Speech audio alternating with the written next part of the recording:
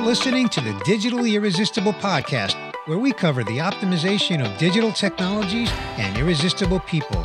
Brought to you by iQor. Each episode features someone who sheds a little more light on the ins and outs of delivering a great employee and customer experience that has a measurable impact on the business. And now, here's today's guest. Hey there, welcome to another episode of the Digitally Irresistible podcast. I'm your host, Bernie Borges. Today's guest is Sean Minter. Welcome, Sean. Hi, Bernie. Thank you for having me on. Thanks for being here, Sean. Looking forward to our conversation. Sean, as you know, in the BPO industry, we are focused on delivering great customer experiences for some of the world's top brands. In fact, every day, thousands of iQor employees respond to customer questions pertaining to our clients' products or services. And our clients rely on us to create smiles for their customers. Our frontline supervisors are in a constant mode of coaching talent to create those smiles for our clients and customers. Your company, AmplifAI, provides a technology platform that helps us create those smiles. In fact, Sean, as you know, iQor recently announced that we've selected AmplifAI as part of our digital CX initiatives to support excellent employee and customer experiences. So, Sean, on this episode, I'm looking forward to discussing with you how AmplifAI's AI-driven SaaS performance enablement platform is helping iQor improve key metrics on a client program and deliver those smiles. But first, Sean, let's begin with your introduction. In a minute or so, give us your backstory. How did you get to be founder and CEO of AmplifAI? So that's an interesting story, Bernie. I've been in the technology startup space for many years. I've started 3 other companies before AmplifAI. And in that time, I ended up working also at a private equity firm. In between my startups, I bought a BPO called PRC out of South Florida. It's about 10, 12 years ago. And I started running that operation, obviously never coming from the BPO industry, more of a technology process-oriented person looking to do things differently. And I saw when I sat with clients, there was always this challenge of trying to explain why some sites are doing well and other sites aren't doing well, and why some teams are doing well and teams aren't, why there was so much variation in performance. And the biggest challenge everybody was always trying to figure out is, how do I replicate my highest performing frontline associates and frontline leaders to scale my performance ability, to drive performance for clients? So we ultimately sold PRC to another larger BPO, and I left the BPO industry to solve this problem because I knew I had that problem, and I knew every BPO had that problem, and I knew every client call center had that problem.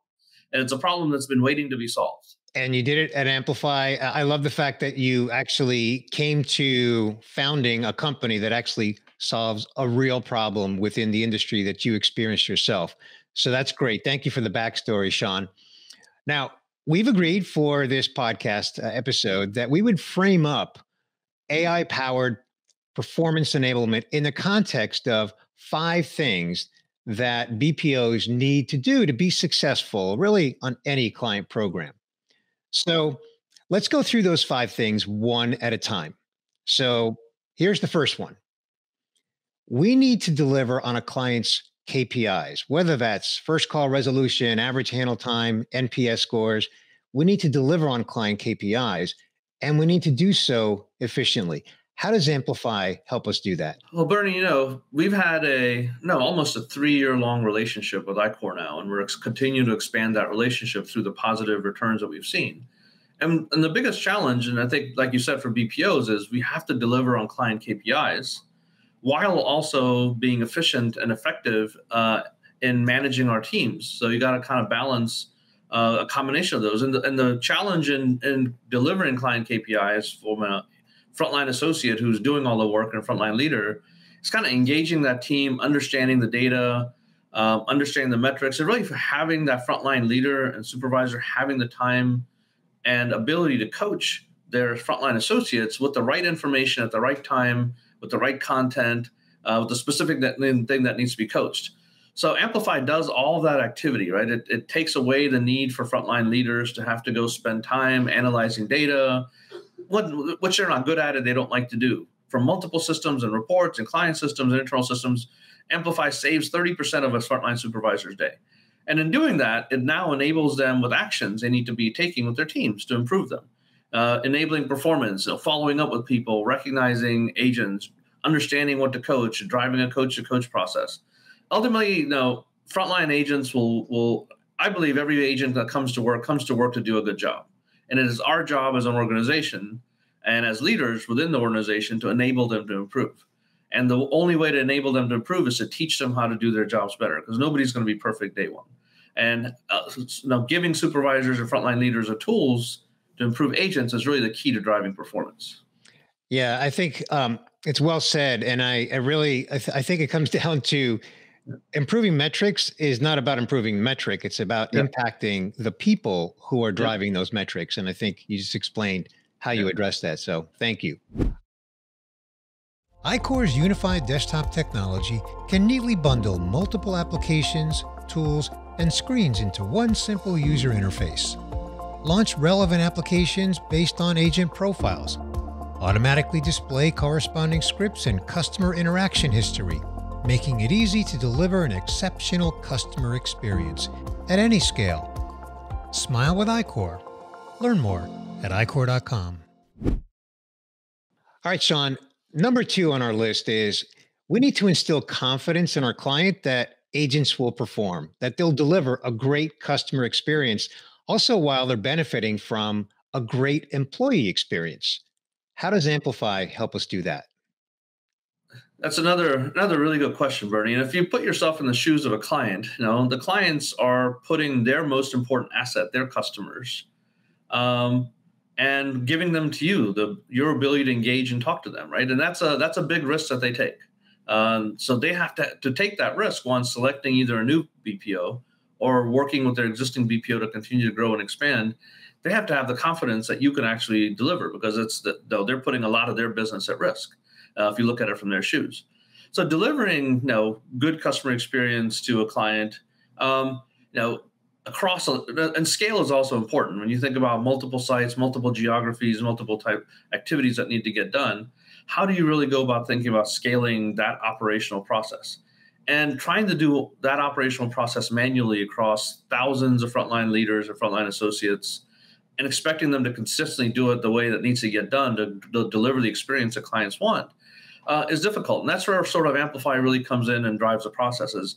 We can ingest all that data from the client and all the data from our internal systems, understand what a high performer is, create a persona for that high performer that we want to replicate everybody to, and then use that to ultimately drive actions to improve other agents, right? So an agent that's not doing well is good, but we need to figure out how to get them to great. Now, what are the actions that a supervisor needs to do to make that agent better?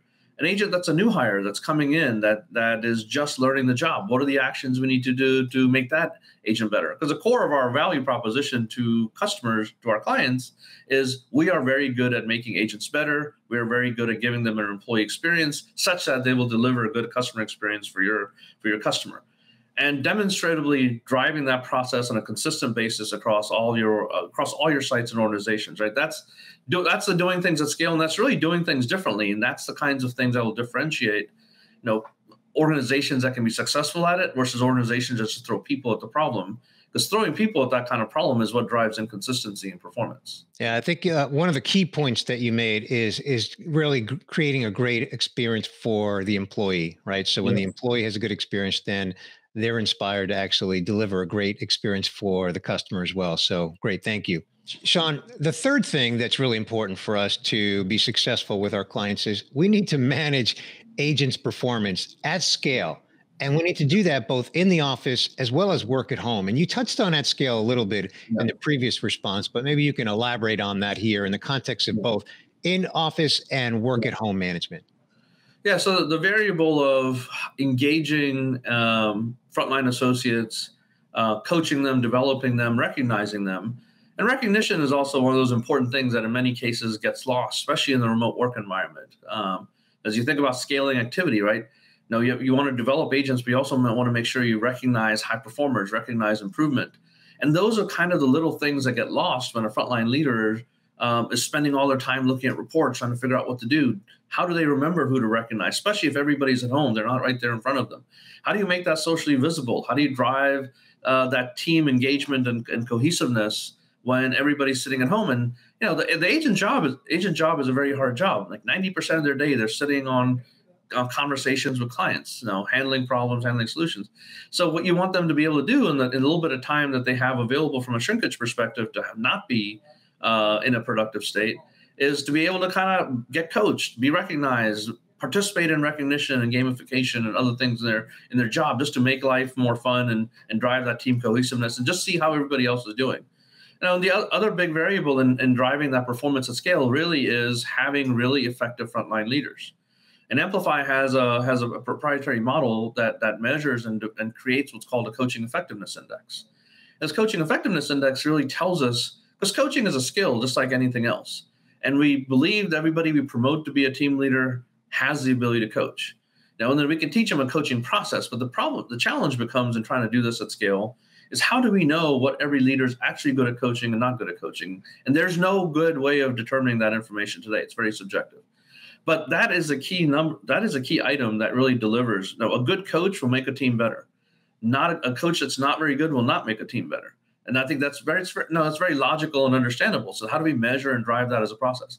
So our coaching effectiveness index gives iQor some really some really good data that to action on how to improve team leaders and how to really coach team leaders to make them better coaches. Because everybody needs coaching to improve, right? It's not just agents, frontline leaders. Everybody, as you go up the chain of an organization, should be coached by the people that they report into. So our goal is to really drive that process at scale, drive coaching at scale, measure coaching effectiveness, and use that to drive an engagement with their team. Yeah, I really like your point about that. Everybody has the ability to coach, but not everybody can do it necessarily well. And so your coaching effectiveness index really drives home the integration of technology with the human element of coaching, and can really maximize the ability for a supervisor to coach their agent's performance. So thank you for that. The fourth thing that we identified that we need to be able to do to be successful with our clients is we need to remain compliant with our clients' standards. So how does AmplifAI help us do that? Another great question, Bertie. And I would also say being compliant with client standards should be kind of our minimum threshold. Our goal should be to exceed the client standards, so that in their view, they see us as the experts in how to manage and run contact centers compared to their internal locations, which we want to be able to beat over time. Now, in doing that, obviously, similarly, kind of as we talked about in previous questions, remaining compliant with client standards is really staying on top of what is happening in the operation as real time as you can from a data perspective. So we can see data coming in from an AmplifAI perspective. We can see and we create balanced scorecards. And many clients also create scorecards for the BPO, right? So you can align agent level scorecards to your company level scorecards on how to weight different KPIs. As you create this balanced scorecard within the system, you're going to have some sort of bell curve of people. You're going to have high performers, average performers, and low performers. And one of the things that is really important is we know in the contact center world, things are always changing. It is not a static environment. Clients are changing metrics, goals, new products are coming in, call types are changing. How do you then manage a system in this world that's meant to keep everything going when everything is constantly changing within the system? And we've learned to adapt to that over the years. And doing this now for 6 years, what we learned is as we build these scorecards and these personas, they need to be built across multiple timeframes to account for seasonality, account for changes. So as you think about a high performer population, well, your group of high performers for data across the last 6 months may be different than your group of high performers from last month, mainly because something changed in that time frame. So AmplifAI is building these personas over multiple timeframes to account for that. And if we see large variations, the system dynamically switches to a shorter term persona because we know that persona is the latest persona with the latest call types and latest activity. And then we can drive that process. Right? We can drive the coaching, we can drive the recognition, we can drive the activity in a systematic way. So it's consistent across all of our locations, all of our sites, and drive that engagement between leaders and coaching and recognition to their frontline associates.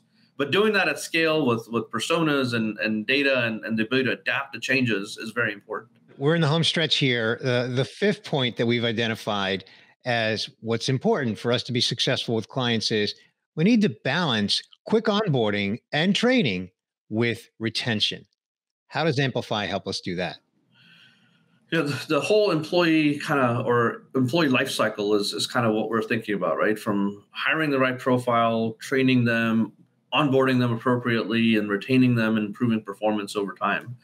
That's where Amplify, and we've spent a lot of time talking about data and data and workflow and making things easy for our frontline users to use is an important component of it. But a lot of things that we do on the back end have some AI associated with it, right? So we help in all those different areas. As you think about agent performance and bringing all their data into a single place and understanding what to do with it, where data is constantly changing. We have an AI that's checking all the data out and validating it's right and accurate in the way we need to load it before we load it in the database so it doesn't just crash. Then we think about, okay, how do we then use that data to figure out what a high performer persona is? What group of people should be in the high performer persona? What does that look like? So there's a whole concept called unsupervised learning, where an AI is constantly looking at the data to figure out what population should be a high performer and what population should not.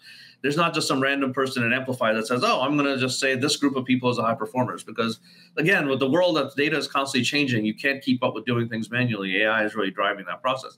And finally, I would say the most important part in that life cycle, and I'll connect the dots into how these different parts work with the life cycle in a second, is having kind of almost like that AI assistant at that agent and frontline leader level.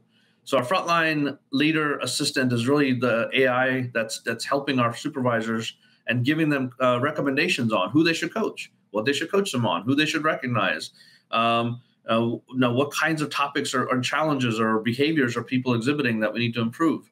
What game should we run for our team? So this assistant really is giving that team leader recommendations, and that way the team leader can focus on being good at taking the action and not having to be good at trying to figure out what action to take. Because the machine is better at managing data and understanding what action to take. The human is best at that human-to-human interaction. The machine will never be able to play the part in that, right? Outside of some small roles, but that is the core part of the application. Then if you think about that frontline associate view, right? The AI in our frontline agent associate is you think about the contact center world where customers are automating all the easy things, and the contact center is now getting more and more complex call types. Well, there's only so much shrinkage available to take people off, so we can't coach them all day, all the time, all this complex activity. So as you think about the future of the contact center, now we need to move more into where an agent can have an assistant that's giving them proactive information on what they're doing well or not doing well on, and help them self-improve, connecting them to content. That way they can improve themselves in things that are easy to improve on, and that way the coaching can be focused on the much more complex activity. And that's where the world is moving, and as you think about sort of where the future goes. So as you think about training people and bringing them on board, right, the data we understand, the data that comes into Amplify and understanding where people have challenges once they get to production can easily then be used to push back into training, to push back into nesting and onboarding, so that you're preparing them better before they get to training. And it's a continuous process. It's not a one-time event. No, agents are graduating, they're coming into production. We see where they need help coaching. We coach them, they improve. We see what kind of coaching has actually worked. We push that data on lots of agents were being coached on back into nesting, so that we can make sure we proactively address those coaching needs before they get to production. And that's an area that's a constant update. And that's the part and the process and the workflow, right, that we have to have at scale when we have hundreds or thousands of people somewhere within this environment and understanding how to drive that process. And it's hard for people to do that manually. That's why you have to have AI kind of in there doing that pattern recognition of the data through that process. Yeah. And Sean, earlier you said that an agent's job is hard. I mean, they're on the phone all day and they spend, 90+% of the time talking to customers. And in most cases, they're solving problems. So to your point, giving their supervisors the ability to coach with what they should coach so that they can then implement it at the human level is powerful. And it's worth noting, Sean, that the spelling of Amplify has AI built into it. And this is especially for the listener. People watching on video can see the company name scrolling along the bottom, but those that are listening, Amplify is spelled AMPLIFAI instead of Y. I love that. Very creative, and certainly allowed you to get the .com. So kudos to you on that. Yeah. Thanks, Bernie. Sean, we are at the point now where we ask the fun question, because it is tradition here on the Digitally Irresistible podcast. We always want to know, when you're not working, what do you like to do for fun? Well, Bernie, I have a couple of little ones. I have a 10-year-old and a 3-year-old, and no, we're very good at home activity, and I really am like focused on doing good barbecue. So we live in Dallas, in the North Dallas area. Now we've got barbecue galore activities going on with gas and uh, and and uh, and wood and all kinds of other things. So like if you think about barbecue, right? You can think about brisket and pork and steak and all kinds of different things. So barbecue is kind of our activity when it's not 105 degrees outside. Well, one more thing we have in common, Yeah. Sean. I love to barbecue myself, so I can appreciate how that's a fun activity for you. So thank you for sharing that. And Sean, thank you for taking time out of your busy schedule to join us here today on this episode of the Digitally Irresistible podcast.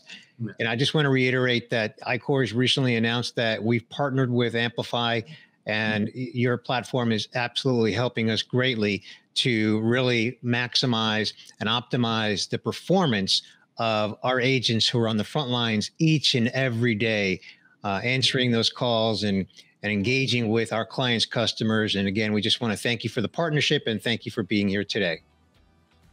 Thanks, Bernie. And I would also like to thank iQor for the partnership and having the visibility to making sure you're delivering the right employee experiences to your most valuable asset in the end, which is your agent.